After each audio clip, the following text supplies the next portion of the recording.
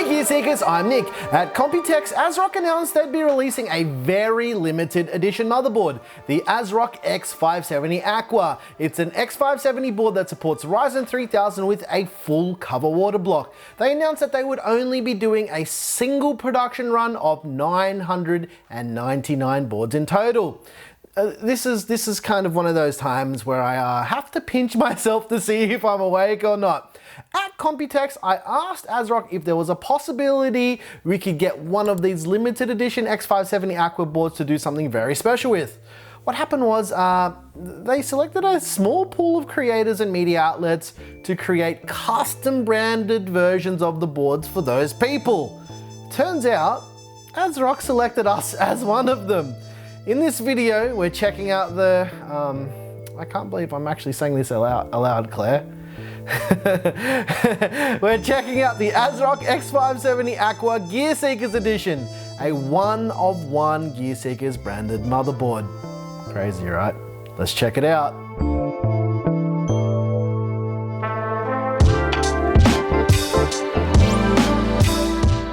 Just before we start this video, I want to make it super clear that our motherboard videos are not reviews. They're overviews so you can get an idea of the feature set with these new boards and what physically comes in the box when you buy a brand new motherboard. Because this board is a very, very limited edition product, I feel like it's our duty to take a little bit of a closer look at it, but because we've only had this board probably for about 24 hours, you're gonna have to wait until we do a full build for temperatures and any analysis. There's a lot to mentally and physically unpack with this board, so yeah, you'll be seeing a lot more of this board on the channel. Okay, let's check out the ASRock X570 AQUA Gear Seekers Edition. Here it is, ladies and gents, the ASRock X570 AQUA, a water cooling focused motherboard with a monoblock to cool all of the things. First off, there is a letter from ASRock that says Gear Seekers on it. Now, I was very surprised to see this when I opened the box for the first time, but let's actually get this letter out and see what it says in the letter. Thank you for your purchase of the ASRock X570 AQUA motherboard. ASRock X570 AQUA is a flagship motherboard that comes with a monoblock for custom liquid cooling, bringing DIY and PC modding enthusiasts a supreme user experience and a personalized PC build. We hope you enjoy it. ASRock commits to providing high quality motherboards with excellent performance, so your feedback is important to us. Please feel welcome to reach out to us. We would be more than happy to assist you. Thanks again for your purchase. There's also a card that looks like a credit card that says Gear Seekers on it. How fancy, I like this very much. Okay, let's get the motherboard out of the way so we can take a look at all of the other things that come in the box, and we'll come back to the motherboard and we'll talk about that a little bit later. Okay, let's rotate the box around and we'll start in the top left. Okay, let's see what we got in here.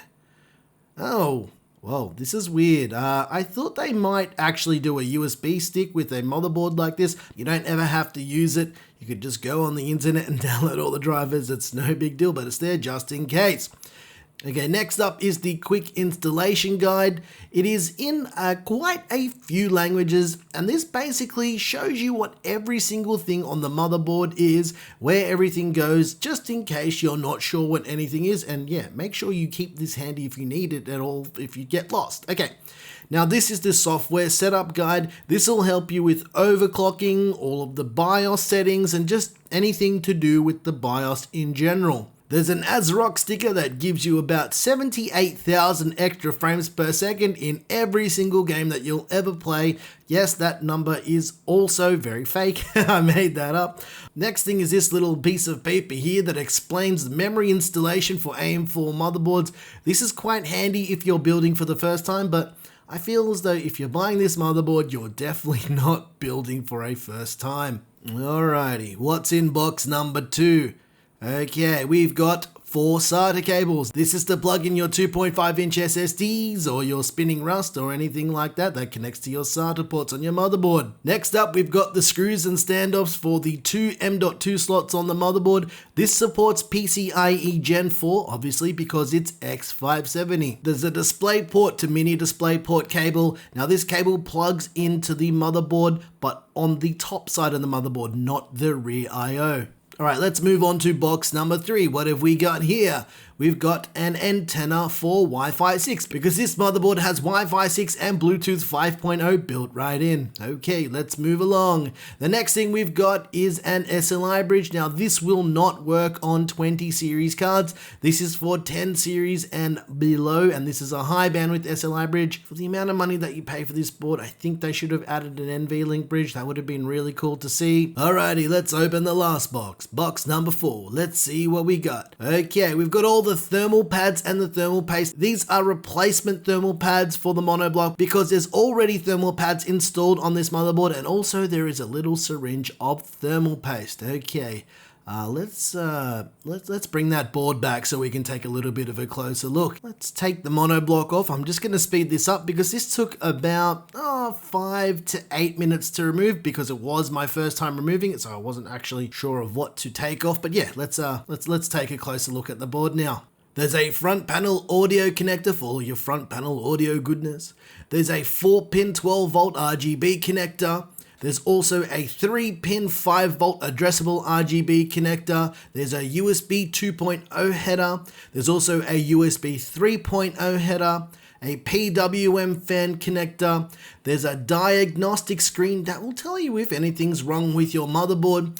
There's a reset button and a power button. And last but not least, right up the end, there is a front panel connector for all of your lights and all of your switches. Next up, there are 8 SATA connectors for your 2.5-inch SSDs or your spinning Rust. Very, very nice to have 8 of these on such a premium board. There's also a front panel USB 3.2 header connector. There's a PWM fan connector, another USB 3.0 connector, and the 24-pin power connector to send all of that juice to this beautiful new motherboard. There's another 4-pin 12-volt RGB connector. There's 3 more PWM fan connectors along the top side of the board as well. On the right-hand side, there is a 4-pin EPS connector and an 8-pin EPS connector as well. All of the PCIe slots on this motherboard are PCIe Gen 4. The top slot is a 16-time slot, then we've got 2 1-time slot, an 8-time slot, another single-time slot, and lastly a 4-time slot right at the bottom of the board. There's also 2 M.2 slots, both that also support PCIe Gen 4 M.2 drives. There was the one at the bottom, and this is the one above the top PCIe slot. When removing the monoblock, you'll actually notice that the PCH is not cooled because the monoblock covers this as well, and that's why you can see a little bit of the residue from the thermal pad on the top. Usually you will not be able to see this when the block's properly installed. There's an internal display port connector as well, and what you'll notice is the 10 gig Ethernet controller is also actively cooled, as you'll notice a little bit of thermal pad residue on top of it as well. It's got a standard AM4 socket which supports Ryzen 2000 and 3000 CPUs. I'm fairly certain the new 3950X will work on this board without any problems given it's completely water cooled, but yeah, we'll just have to wait to see how that pans out. There's 4 DDR4 RAM slots that support dual channel memory with overclocked modules up to 5200 MHz. You heard that right, 5200 MHz. Crazy, right? There is a BIOS flashback button on the rear. There's also the antenna connectors for the Wi-Fi 6. There's a PS2 port. Now, every USB port on this motherboard is USB 3.2. There's also 2 Thunderbolt 3 connectors. There's a 1 gig Ethernet adapter as well as a 10 gig Ethernet adapter and 7.1 digital surround sound. And you'll also notice that the backplate is pre-installed on this motherboard. Okay, let's take a look at some of the mounting gear for that monoblock. This sits where the standard backplate for a regular AM4 motherboard would typically go. The cold plate for the CPU part of this monoblock is quite large. As you can see here, you need to peel off the label before you use it. Otherwise, you will get very, very high temperatures. And we've seen this with other monoblocks and other coolers in the past. There's also active cooling for the VRMs and the chokes. This board has a 14-phase digital VRM setup. Very, very nice. And yeah, it's more than adequate for a very high-powered Ryzen chip. As I mentioned before, the chipset is actively cooled as well, and you can see that here with the thermal pad. This is the thermal pad that actually sits on top of the chipset to cool it. One thing I noticed about this block that I didn't actually realize until I was actually editing the video was you can remove the armor plating on top of the whole monoblock. I will be doing that in another video. I'm sorry that I didn't cover it in this video. I just didn't realize it was really easy to take apart until I basically edited this video. As I mentioned, this is a Gear Seekers version of the motherboard, which to be honest, I'm pretty stoked by the whole idea of this being a thing. Now, where it says Gear Seekers on the board, traditionally on a retail version, it'll tell you which number out of the 999 that you purchased. Like with most monoblocks, it's got an inlet and an outlet port. You'll notice there is a big black square in the middle of the monoblock. What that actually is the jet plate for the CPU portion. You don't need to remove it, don't worry. It looks like it shouldn't be there, but it actually should be there. And there's also channels that channel the water down to actively cool the chipset as well. We'll just take a different look at those water channels so you can see them as they flow down. I really wish I'd realized I could take the armor off, but we will cover this in another video when we take an even closer look at the AQUA.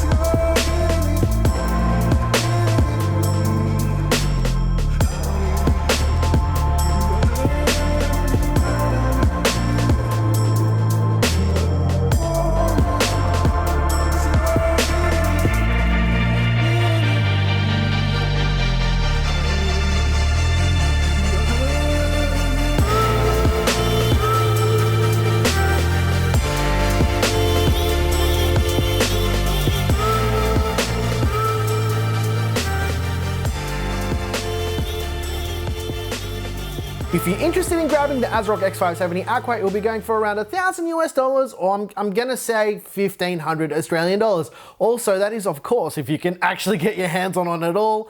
I'm not sure exactly when it's going to be available or where it's going to be available, but we'll keep you guys updated. We've got a pretty insane build planned with this motherboard in the next 2 weeks or so, so make sure you subscribe with notifications turned on, and yeah, you're not going to want to miss out on that because it's going to be pretty wild. Also, our board's not included in that 999 production run, so yeah, that's if you're wondering if we were stealing one from the market, but we're actually not. If you like this video, please like and subscribe. If you didn't like this video, you know what to do, and tell us what you hated about it. Once again, thank you so very much for watching. I'm your boy Nick with Gear Seekers. You peek, we seek. And I'll be very honest, seeing the Gear Seekers name on like a product is pretty wild. I got pretty emotional about it. It's not something that I personally felt was gonna happen anytime doing YouTube. And I just have to say thanks to ASRock, because it's just one of those very surreal things. Like you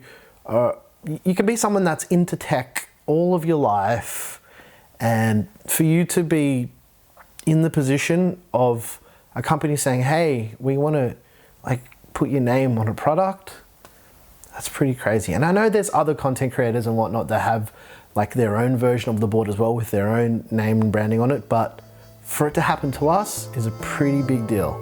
Yeah, thanks for watching.